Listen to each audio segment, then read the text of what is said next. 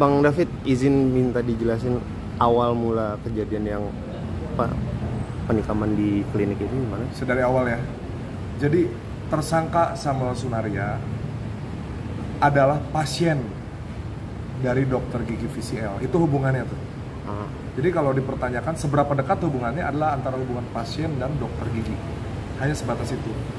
Bahwa betul selanjutnya dokter gigi VCL itu memang pernah membantu pada saat Samuel itu minta tolong untuk dipromosikan dagangannya saat itu.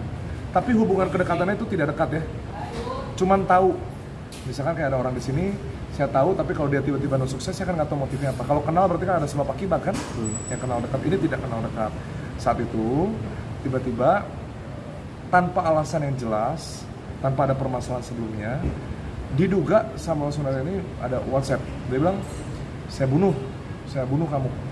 Dan benar saat itu datang ke klinik di tempat dokter gigi VCL itu berpraktik, lalu diduga dilakukan penusukan, yaitu menggunakan bawa sajam, pisau lipat. Itu kronologisnya.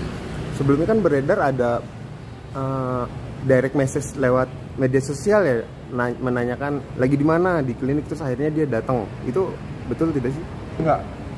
Itu ancamannya betul ada di Instagram, tapi itu tidak nanya ada di mana ya. Gitu. Jadi nggak ada interaksi yang panjang lah sebelumnya, nggak ada. Intinya dia melakukan pengancaman, dia datang. Dokter sendiri ada luka tusukan di atau sayatan di mana aja? Oke. Ada di sebelah sini, di sebelah sayap itu, di dekat ya disebutnya sayap lah ya, di sini di back. Udah gitu ada luka memar karena dia lakukan pemukulan dan ditendang, diduganya kayak gitu. Untuk psikisnya sendiri saat ini, Bang? Psikis, secara psikologisnya? Ya. Oh pasti terganggu, trauma. Saat ini dokter gigi VCL sangat trauma. Artinya bahwa orang yang biasanya normal tiba-tiba ketemu dengan orang seperti ini kan jadi takut kan. Ketakutan yang luar biasa lah intinya. Abang sendiri sudah ketemu sama Samuel? Ya. Korban atau Samuel? Samuel, pelaku kemarin di Bandung. Gini, saya juga korban. Oke. Saya juga korban. Kenapa? Bahwa saya tidak mengenal Samuel Sunaria ini, saya tidak mengenal, saya tidak tahu beliau, saya belum pernah ketemu beliau. Saat itu saya tiba-tiba di direct message, dia bilang bahwa dia tahu keberadaan ibu saya di mana dan dia akan main hakim sendiri. Itu yang membuat saya cukup resah. Kenapa saya resah? Karena saya tahu ini orang bukan hanya ngomong saja gitu. Karena dipraktikkan kepada dokter visi dia berani bawa pisau kan. Saya menduga kayaknya orang normal tidak mungkin melakukan hal yang seberani itu, sevulgar itu. Gitu. Berarti abang sendiri sebelumnya sudah mengenal dengan Samuel? Enggak, saya nggak kenal. Oh nggak kenal. Terus tiba-tiba mengancam? Ya tiba-tiba, random. Oke.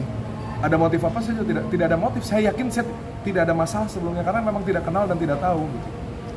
Nah saat itu baru saya berkoordinasi dengan pihak kepolisian. Pada saat itu dilakukan penangkapan oleh pihak kepolisian. Mungkin ini saya ceritain kronologisnya ya. Jadi saya mendapatkan informasi.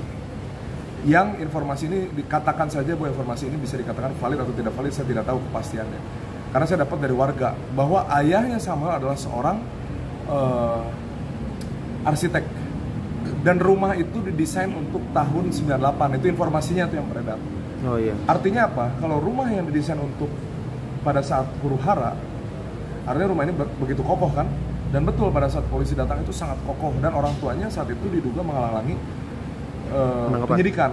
Karena polisi waktu itu tidak dipersilakan untuk masuk. Yang dilakukan adalah saat itu orang tuanya bilang bahwa mana surat penangkapannya. Lalu diperlihatkan oleh penyidik saat itu. Yang memperlihatkan itu adalah AKP Bagus, Kanit Jatan Ras, Polrestabes Bandung. Saya lihat tuh di situ, polisi benar-benar profesional.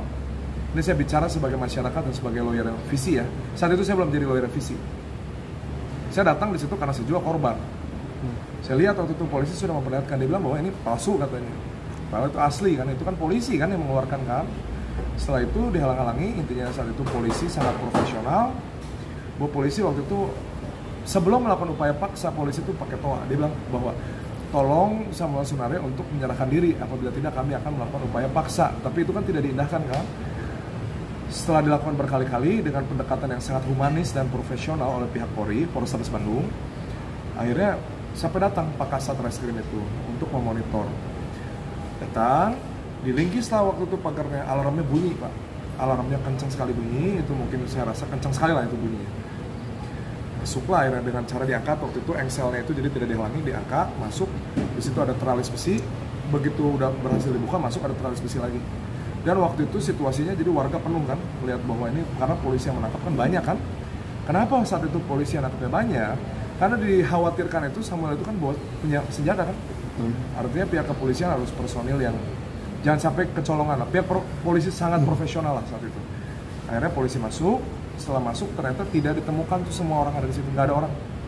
Nah, saya dapat informasi waktu itu dari warga bahwa di dalam situ ada bunker. Cluenya adalah cari pintu dia bilang. Karena semua pintu dibuka, pokoknya ketemulah satu bunker. Nah, ternyata di dalam bunker itu ada yang diduga 2 senjata airgun.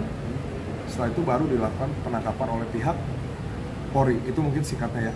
Nah, berita yang beredar, saya sedikit meluruskan juga, bahwa katanya kenapa dokter Visi berani nyuruh turun dari atas ke bawah. Itu kan beredar tuh di video yang lagi viral tuh. Kok berani gitu dokter gigi yang nyuruh turun? Karena di situ ada pasien. Ini supaya jadi nggak simpang siur. Pisau saat itu pisau itu sudah sampai ada di leher saat itu. Samuel itu waktu lagi di dalam klinik itu kan. Waktu dia lengah sama si Visi itu dijambak. Kenapa? Itu kan murni refleks seorang manusia yang diperlakukan seperti itu. Karena dia nggak mungkin lari waktu itu posisinya kan. Akhirnya dijambak. Apakah Visi ada melakukan mukul? Nggak, tidak ada. Visi itu mendorong kepalanya, maksudnya didorong gitu. Untuk menjauhkan antara si Samuel dan si Visi jaraknya kan, baru di situ ada bapak-bapak yang melakukan pertolongan gitu. Itu murni lah, Visi itu murni adalah seorang yang benar-benar saat itu sangat takut. Itu yang pertama. Nah, yang kedua, saya mendapatkan info juga banyak sekali korban yang diduga telah dilakukan pengancaman oleh Samuel Sunaria. Jadi ini bukan kali pertama gitu. Cuman mungkin naas terjadinya kepada klien saya, yaitu dokter gigi Visi. Bang, ini kan Samuel sudah diamankan Ya, oleh pihak kepolisian. Terus abang sendiri kan mendapatkan ancaman ya saat itu. Iya. Ada rencana untuk Lapor nggak? Saya ada rencana untuk lapor. Dan gini, saya buka deh. Dia bilang mau main hakim sendiri, itu kan relatif ya. Main hakim sendiri itu apakah dia mau melakukan penusukan? Intinya kalimatnya tidak jelas gitu arahnya kemana, kecuali dia bilang saya tusuk. Cuman kalau ditafsirkan pasti tafsirnya menjadi seperti ancaman kan. Tapi yang pasti saya akan mengumpulkan korban-korban. Itu korban-korban sekarang udah tunjuk saya beberapa menjadi lawyernya dan untuk melakukan upaya hukum. Jangan sampai nanti Samuel keluar dan dia melakukan hal seperti ini lagi lah, kurang lebih gitu, supaya ancamannya menjadi panjang gitu. Tadi abang kan ngomong ngumpulin korban, sudah ada berapa bang yang mengadu? Sejauh ini aja ya. Yang sejauh ini yang ngadu baru ada 4, tapi yang bersedia lapor cuma 3. 4 itu ada tindakan kekerasan atau hanya ada ancaman? Oke. Ancaman, dan saat itu yang ini sebenarnya kalau saya lihat banyaknya lebih ke arah ITE, jadi sedikit-sedikit diviralin, Okay. Gitu. Tapi kalimatnya yang dianggap tendensius mendiskreditkan pihak-pihak ini gitu, fitnah lah kurang lebih bahasanya mungkin gitu. Mungkin itu pasal yang dipersangkakan juga saya jelasin ya. Boleh. Pasal yang dipersangkakan kepada Samuel Sunaria adalah 351, yaitu pidana berat, jungto 335, perbuatan tidak menyenangkan dengan ancaman 2 tahun 8 bulan gitu.